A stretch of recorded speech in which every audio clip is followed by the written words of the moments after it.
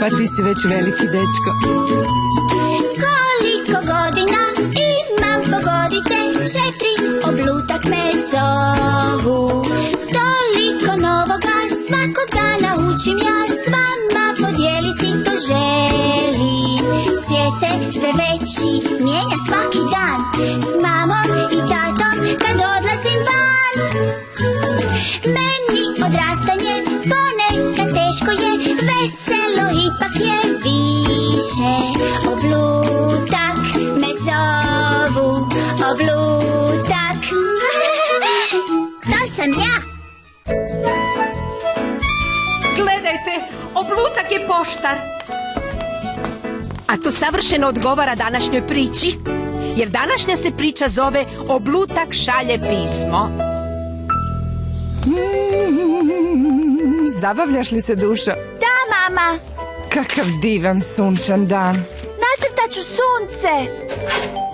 Mislim da je stigla pošta.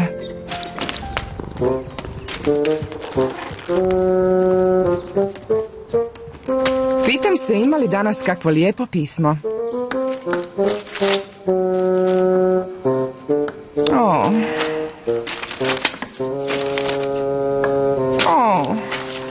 Računi, računi, računi. Samo računi. Bilo bi lijepo za promjenu dobiti pismo. Bog, Oblutak, nešto se dogodilo?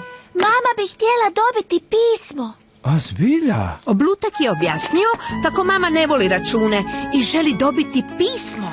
Pa zašto joj ne bismo poslali jedno? Zapravo, mislim da si jedno već napisao. Da, vidiš, ovo bi bilo krasno pismo. Možemo li ga poslati mami? Svakako, pobrinut ćemo se da ga pošta donese sutra ujutro. Oblutak je znao da ljudi katkada na pisma stave X umjesto potpisa.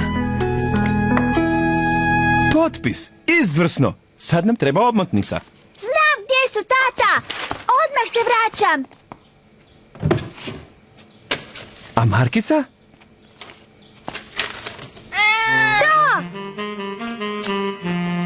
O, Gilberte! Oblutak, gdje si? Na što to vas dvojica kanite? Ništa, baš ništa. Je li tako, kompa? Tako je, mama.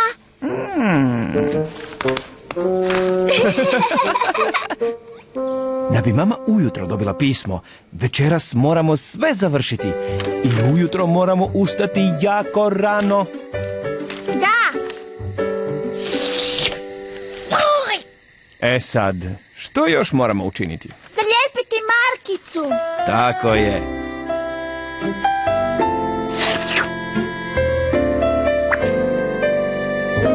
Au! Idućeg jutra Oblutak i tata ustali su jako rano kako bi dočekali poštara.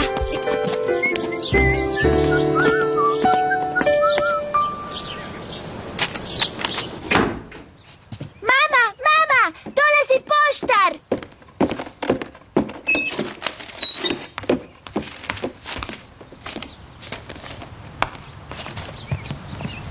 Mama, mislim da si danas dobila pismo. Pa, ovo pismo izgleda zanimljivo. Oblutak, kakvo krasno iznenađenje. Čak ga je Gilbert potpisao. Hvala, Oblutak, zauvijek ću ga čuvati. Zauvijek. O! To je najljepše pismo koje sam ikada primila.